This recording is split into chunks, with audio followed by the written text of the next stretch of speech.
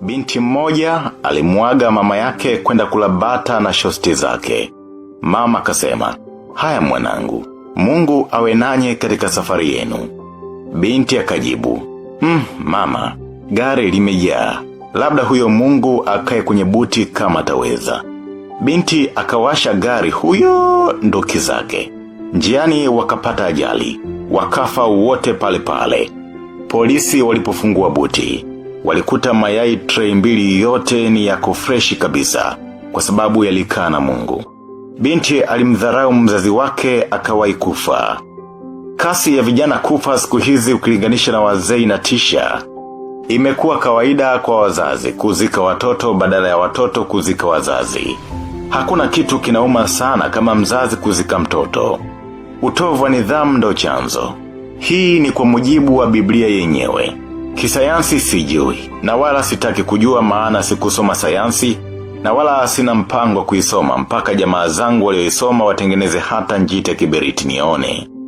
Ni utovu wa nidhamu kumtelekeza mzazi wako badala ya kumtunza.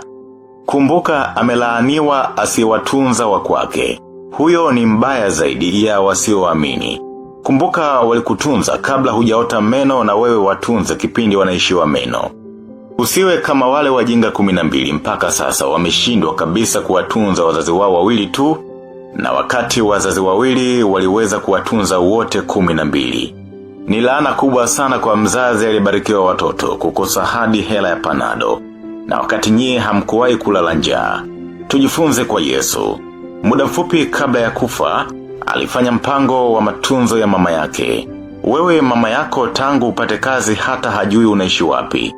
Soma Yohana 19, mstari wa 26. Utaona ninachokisema. Wazazi wako wanaonekana kama waganga wa kienyeji, na wakati una makabati 5 ya nguo, pea 100 za viatu, suti za kila rangi na mikoba kwa idadi ya nguo na rangi za viatu. Ni utovu wa nidhamu kugawa zawadi kwa marafiki zako, mabosi zako, michepuko yako, girlfriend wako, boyfriend wako, mchungaji wako, padri wako, mwalimu wako, na kuwasahau wazazi wako waliojinyima kukupa maisha yanayokupa jeuri ya kuwazawadia wengine.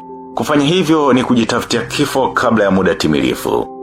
Kumbuka kufa sio mpaka uzikwe. Hata mambo yako kwenda hovyo, hicho ni kifo. Kuvamiwa usiku na kuibiwa kila kitu, hicho ndicho kifo chenyewe bro.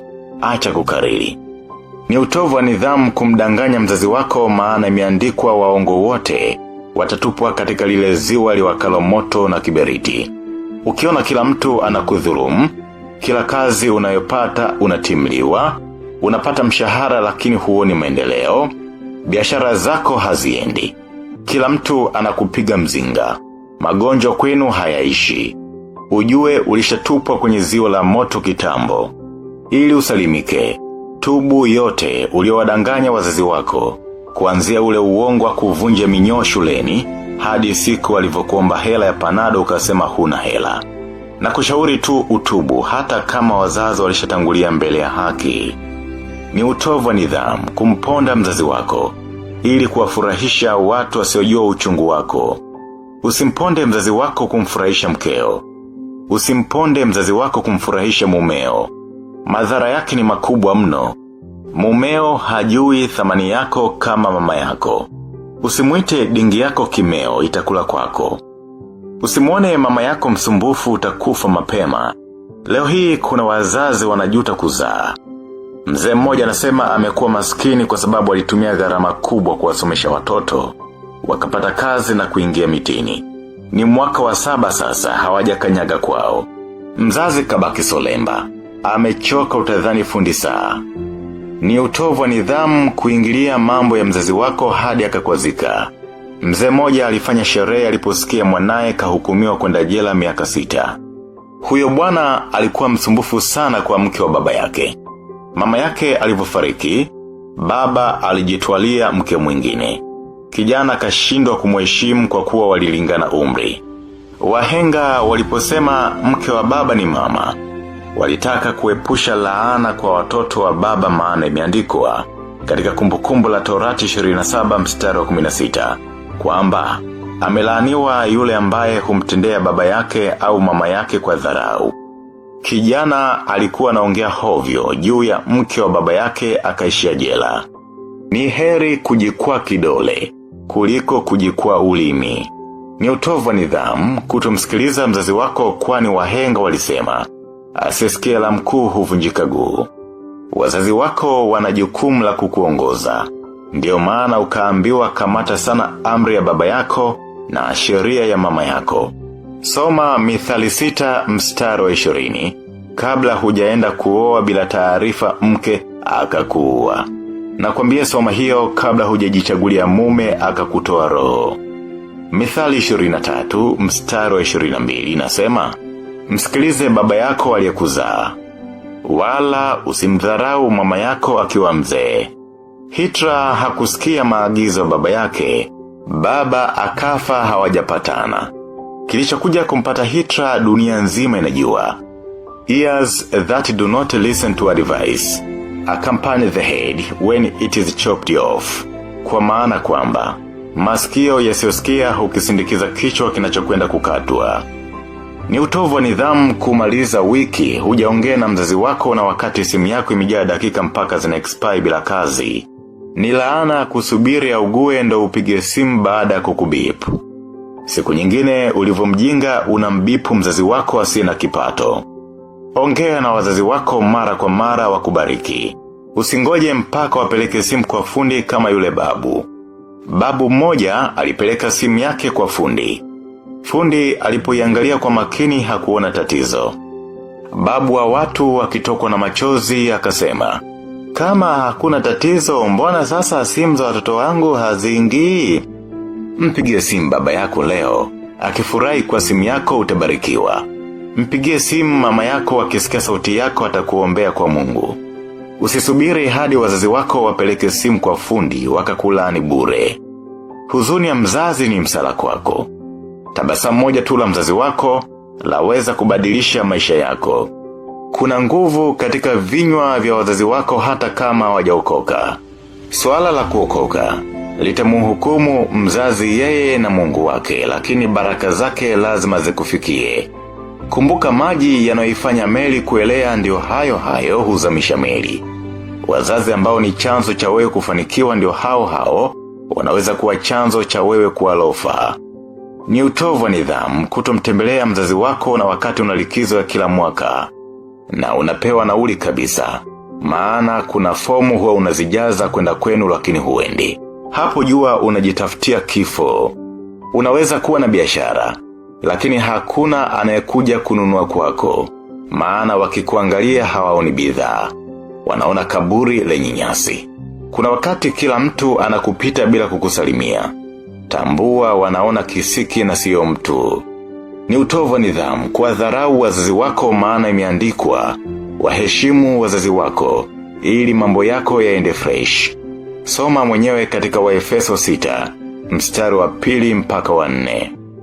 Ni utovu wa nidhamu kujitenga na wazazi wako, maana utakosa vingi. Kumbuka kifaranga kisimamacho kando ya mama yake kinapata paja la panzi. Kaa karibu na wazazi wako ufaidi mengi. Ukitaka kujua njia ya unakokwenda waulize wanaotoka huko. Utu uzima dawa, shauri lako, wejichanganye tu.